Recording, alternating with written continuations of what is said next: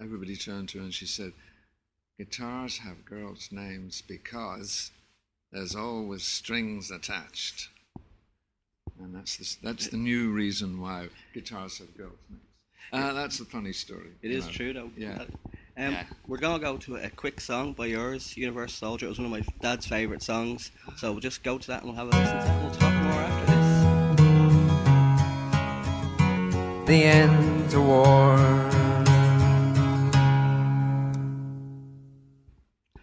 Welcome back to the Republic of Lewis. I'm Louis Lewis and I'm joined by Donovan, luckily enough, here. So, Donovan, during the 60s, you changed music really, like with influence, the things that you taught other people. And I know on a trip to India, after that, music was never the same when you went with the Beatles. Can you tell us about what happened out there? In India? How you taught John, I think, the clawhammer, was it? Yeah, the Beatles and I became pals. Bob Dylan introduced me one night in May of 1965 at Bob Dylan's suite in the Savoy Hotel. That was quite an interesting May of 1965. A lot of things were cooking, and folk music had just invaded popular music. Through early on, Joan Baez was making noises in popular music. People couldn't ignore her.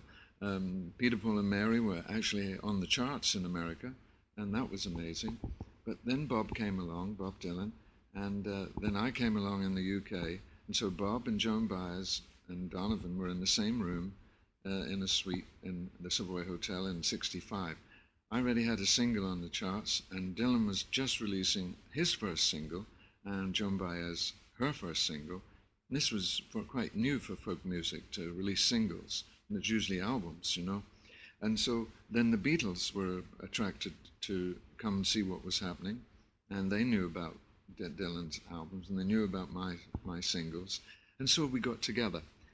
A fast friendship started very quickly, and we became pals, Beatles and Donovan. Dylan went back to the States, so did Joan. But what we found, the Beatles and I, was the same sense of humour. I'm not sure whether I've said this before, but they come from a sea town called Liverpool. I come from Glasgow, and there's Scottish and Irish in my background, and Lennon and McCartney Irish names. So what you get is this strange mixture of humour, a love of music and poetry, and we kept each other laughing, and especially those four guys from Liverpool. They were extremely funny all the time. And so we got on. But we also read these books, and not only bohemian books and poetry and philosophy, and enjoyed the same movies, you know, the new movies of Billy Liar and The L-Shaped Room and Saturday Night and Sunday Morning. Movies were like pop success in the early 60s of a new lifestyle, a new way of living, a new way of thinking. And so we had a lot of fun. But then when we talked about spirituality, we said, what's this yoga and what's this meditation? And especially George Harrison and I, how do you do it? We've traveled into the inner dimensions with LSD, marijuana, and mescaline. We haven't tried the peyote or the magic mushrooms yet. But how do you go in? Because the yoga says you can go in without the plants. And it creates a sense of peace and an understanding within you. Surely this is what we should give our fans. Surely the world that is suffering, and we must remember there is a nuclear war that was being talked about. And so it looked like we were screwed, it looked like the world was coming to an end.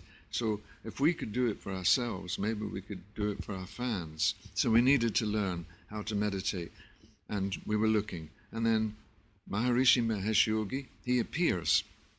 Now, he appeared actually in India when George was there studying sitar with Ravi Shankar. And George's wife at the time, Patty Boyd, would go out with the Shankar women. While George was learning and hanging out with the guys, while George was learning to play sitar and hanging out with Ravi and the Shankar musicians, Patty would go out with the Shankar women, dressed in a sari.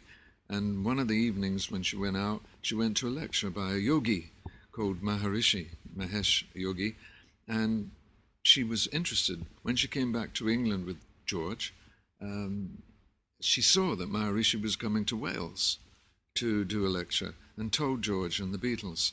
George called me up and said, "We've found one. And so we've been looking for this guy. Who is he? How are we going to do this?"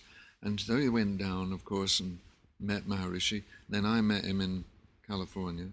And then he said, "Come to India." So we all went to India in '67. Now that was amazing, because we only took acoustic guitars. You couldn't take anything else. And I've lived with acoustic guitars all my life. The Beatles did too. They played acoustic guitar. But then they also were in a rock band. They made themselves into the Beatles. But they played acoustic guitar first. So we were hanging out, meditating, eating health food for 6 weeks in the jungle overlooking the Ganges in Maharishi's ashram in Rishikesh. Now that was amazing in itself. And we meditated all day, and we learned how to do it more and more. We already had been initiated in the West, but Maharishi taught us. There was a group of us there. But every day when we were hanging out, after we came out of meditation, we'd play guitar. And one day, John Lennon looked at what I was doing, which is called the claw hammer, finger style, and he said, "How do you do that?" And I said, "What do you mean?" He said, "That." Now, it's interesting. I've been playing for 2 or 3 years, 4 years before he asked me, and I'd forgotten how to do it. I just did it. I knew how to do it, but I didn't know I was doing it. It had become a second nature to me. The fingers would move in their own way, and I'd be writing songs with these new styles of guitar playing that I was inventing as I went along. But it came from one basic style called the claw hammer, invented by Ma Carter in the 1920s in the Carter family, which is the American equivalent of the royal family of American folk music. And so the Carter family were the premier folk family in the United States. We called it country music, really, but country folk, country and folk. And they all played music. And they all began what we call the country music world in mid-1920s. Incidentally, I would be published by Peer Music. It used to be called Southern Music. Peer Music was the publishing company that recorded the Carter family and Jimmy Rogers in a hotel in Virginia in 1928 and created the first country music recordings. And so Peer Music recorded the Carter family, and I would be published by Peer Music in 1965. And I'd enter music as a songwriter first, not as a recording artist. But John said, "How do you do that?" I said, "Well, it's called the claw hammer, and it was invented by Ma Carter in the 1920s. The Carter family, of course, produced children. One of them would eventually marry Johnny Cash. And so it's a royal dynasty of music."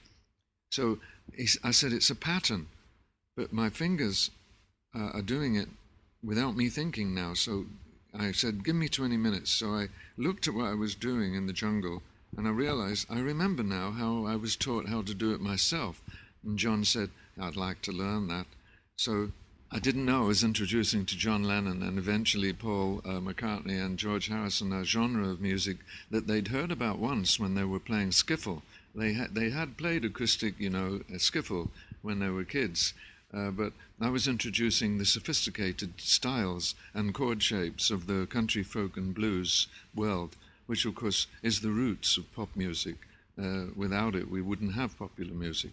But John said, "How do you do it?" I said, "It will take a while." He said, "I've got time, Don.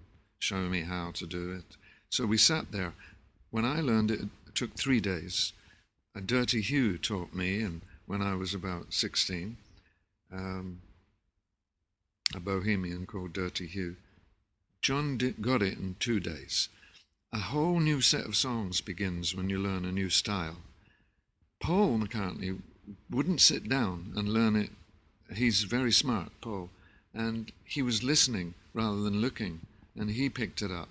He would walk around picking it up, and he wrote a whole new set of songs. George was not so interested in the actual technique as he liked the chord shapes that were available from the folk blues jazz world, and especially an A minor descending pattern, which goes all the way back to Johann Sebastian Bach, picked up by the blues pianists in New Orleans in the turn of the last century and adapted for their use, and it became a very famous descending pattern. That descending pattern was picked up by Paul, George, and John very quickly, and songs started pouring out of them, which would be on the White Album. John, especially with Dear Prudence, was using the descending pattern and the fingerstyle. Paul was very sophisticated and used the descending pattern and the style of fingers for Blackbird. But that wasn't the only songs. They wrote others. Julia, John wrote with this style. And then George, he preferred the picking style of Chet Atkins. You hold the guitar pick between your thumb and first finger, and you use the other fingers to move the other strings. That's called the Chet Atkins style. But a lot of guitar players used it because you can use the pick and you can use the fingers. So George liked that. But what he fell in love with was the descending pattern of the A minor form, and wrote an extraordinary song called While My Guitar Gently Weeps.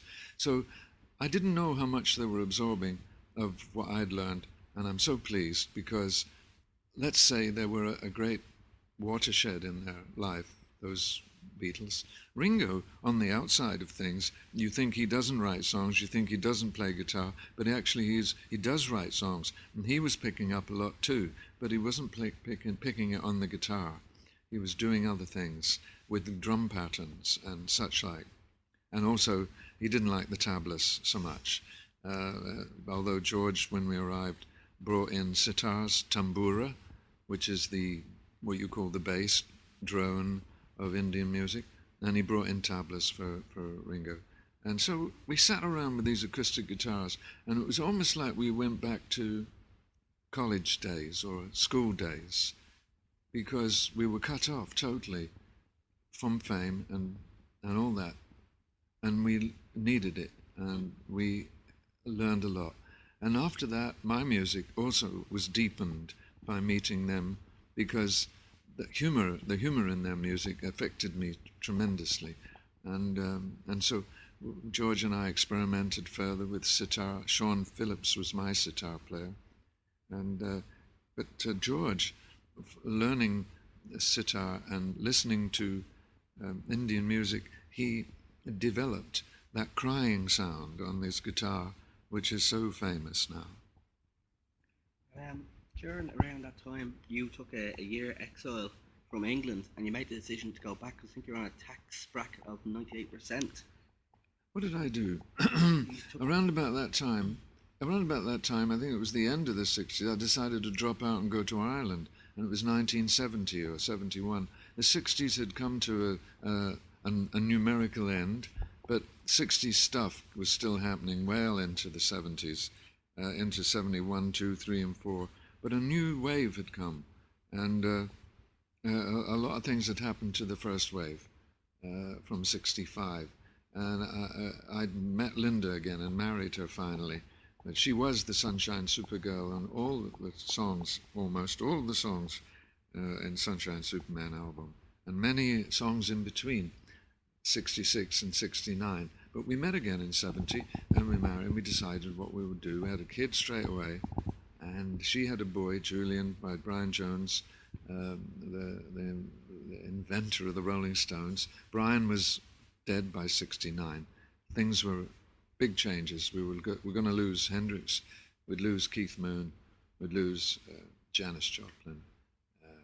Things were changing fast. But my advisors said, and it wasn't for the money, my advisors said, why don't you drop out if you're going to work, travel, do things, drop out for a year. It's called the dropout year. And I said, well, where will we go? And Linda and I said, well, let's go to Dublin. And we went and rented a house just outside Dublin in Kilcullen, and then met the music scene of Ireland. 2 minutes down the road in Newbridge, Tom Collins, the photographer, the great photographer of Ireland, the chronicle of Irish music, Tom Collins, he said, come round to Newbridge and I'll introduce you to 4 guys.